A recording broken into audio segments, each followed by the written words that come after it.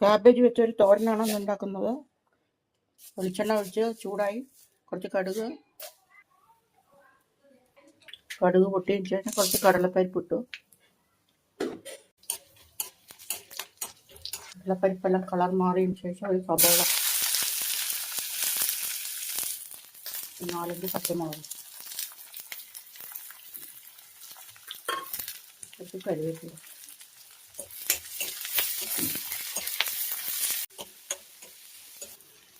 അരിഞ്ഞ് കഴുകി വെച്ച ക്യാബേജാണ്.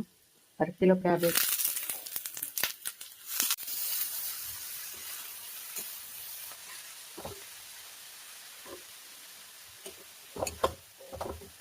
കുറച്ച് മഞ്ഞൾപ്പൊടി, ഉപ്പ്,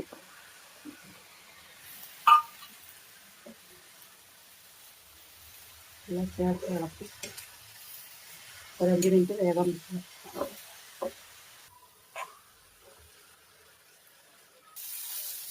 ക്യാബേജ് എല്ലാം സെറ്റായിട്ടുണ്ട്, വെന്ത് സെറ്റായിട്ടുണ്ട്. കുറച്ച് ചിരണ്ടിയ തേങ്ങ,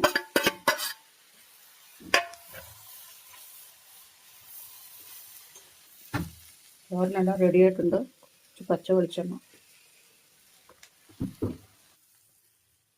ക്യാബേജ് തോരൻ റെഡിയായി. സ്റ്റൗ ഓഫ് ചെയ്തു.